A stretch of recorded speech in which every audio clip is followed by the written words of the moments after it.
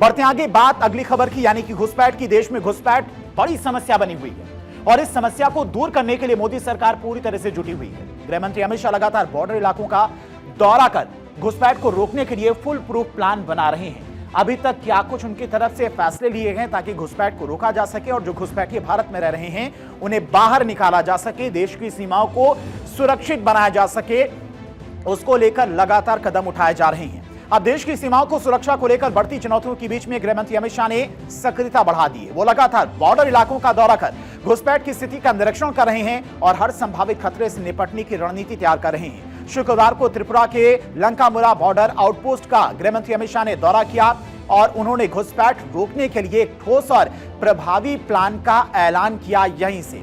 और इससे पहले भी स्पष्ट हो गया था कि मोदी सरकार हर स्थिति में सीमाओं की सुरक्षा और देश की संप्रभुता को सर्वोच्च प्राथमिकता देती है। अमित शाह ने लंकामुरा बॉर्डर आउटपोस्ट पर घोषणा करते हुए कहा कि टेक्नोलॉजी, स्थानीय प्रशासनिक संसाधनों और सुरक्षा बलों को एकीकृत करने वाली एक स्मार्ट बॉर्डर पायलट परियोजना को जल्द ही देश की सीमाओं पर 7 से 8 स्थानों पर एक साथ शुरू किया जाएगा, जो भारत की सीमाओं के माध्यम से डेमोग्राफिक चेंज को रोकने के लिए केंद्र के हर संभव प्रयास करने के इरादे का संकेत है। अब घुसपैठियों को रोकने को लेकर गृह मंत्री अमित शाह का प्लान आखिर क्या है, किस तरह से घुसपैठियों को बाहर निकाला जाएगा, वो भी आपको बताते हैं।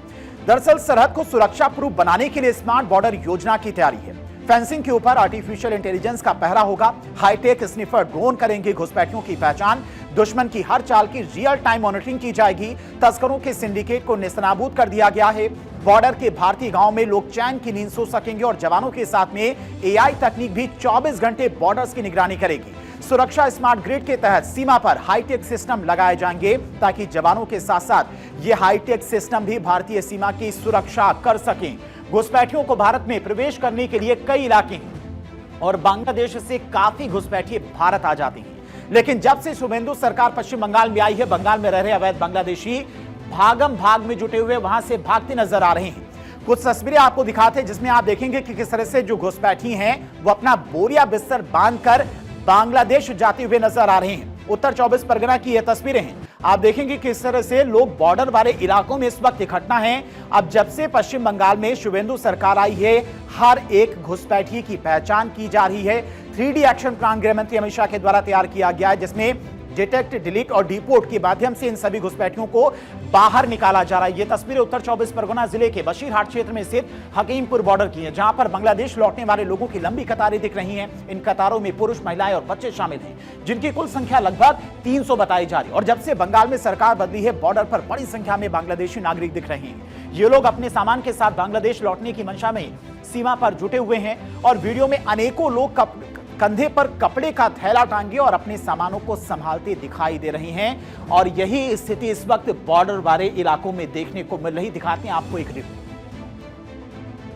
आज आपको एक ऐसी हकीकत से रूबरू करवाएंगे जो आपने सुना करते थे, अब अपने टीवी में देखेंगे। पश्चिम बंगाल के उत्तर 24 परगना के हकीमपुर चेक पोस्ट यानी इंडिया बांग्लादेश के चेक पोस्ट पे मौजूद है हम। यहाँ पे कैसे बांग्लादेशी रोहिंग्या लोग बैठे हुए हैं और बांग्लादेश जाने का इंतज़ार में हैं, वो तस्वीर को भी दिखाएंगे। पहले हम आपको दिखाते हैं हकीमपुर चेक पोस्ट में जो मौजूद हैं, तस्वीर आपको दिखाएंगे, कोशिश करें, क्योंकि बॉर्डर इलाका है तो वहाँ पे हम सिक्योरिटी रीजन से नहीं दिखा सकते, लेकिन आपको जूम करके दिखाते हैं। जितने भी लोग आते जाते हैं, BSF के जवान पूरे तरीके से जाँच करते हैं, फिर उन लोगों को आगे जाने दिया जाता है। लगातार गतिविधियाँ बढ़ी है सरकार बदलने के बाद। बंगाल पुलिस को भी यहाँ पे डिप्यूट किया गया है, BSF के जवान भी मौजूद हैं।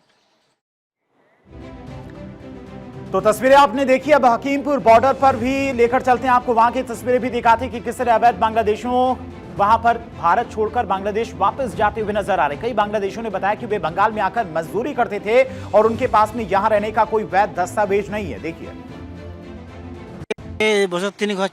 3 বছর হচ্ছে। কোথায় থাকেন? কলকাতা। কলকাতা মিঠাপুর খিদিরপুরে। কত টাকা দিয়ে ইন্ডিয়া এসেছিলেন আপনি? আমি 2000 টাকা দিয়ে এসেছিলাম। 2000 টাকা দিয়ে। কত বছর আগে? 3 বছর আগে। এখানে কি করেছিলেন? এখানে বেরিয়ে থাকতাম, ওখানে কাঁচরা মাছ খুঁজতাম। কাজ করে। হ্যাঁ, কাঁচরা করলাম, কাঁচরা। কাঁচা করতাম। কে আপনি এখানে নিয়ে এসেছিলেন? আমি একা একাই ছিলাম, কেউ আমাকে আনিনি। হ্যাঁ? বাড়ি কোথায়? খিদিরপুর থাকতাম বিজির তলে। বাংলাদেশ? বাংলাদেশ বাড়ি, হ্যাঁ। খিদিরপুর থাকতাম। মা বাপ এখানে বিয়ে দিচ্ছে, চলে গেছে। কতদিন আগে এখানে ইন্ডিয়া এসেছিলেন আপনি? এই 4 বছর হয়েছে। কি রকম এসেছিলেন এখানে? ওই টাকা দিয়ে পার করিয়েছিল, 4000 টাকা নিয়েছিল, পার করে দিচ্ছিল। গিয়েছিলাম মাকে ডাক্তার দেখাতে করোনার টাইমে, তখন যেতে পারিনি, থেকে গিয়েছি। এখন সরকার সুযোগ দিয়েছে, চলে যাচ্ছি। মাকে ডাক্তার দেখাতে নিয়েছিলাম। কত টাকা দিয়ে এসেছিলেন ইন্ডিয়া? 4 টাকা নিয়েছিল 4,000। দালালে।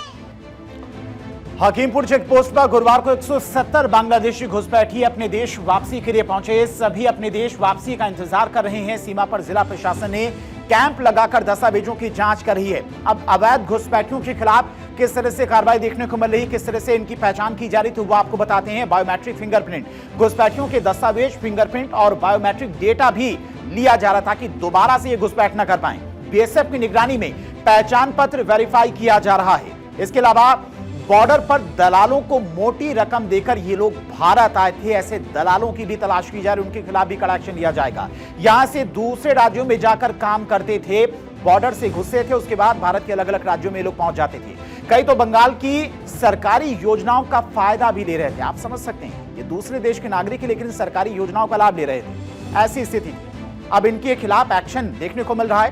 लगातार ऐसे घुसपैठियों को बाहर निकालने के लिए अभियान चलाया जा रहा है। खासकर बॉर्डर पर इनका डेटा भी इकट्ठा किया जा रहा है, ताकि दोबारा से ये लोग घुसपैठ ना कर पाए।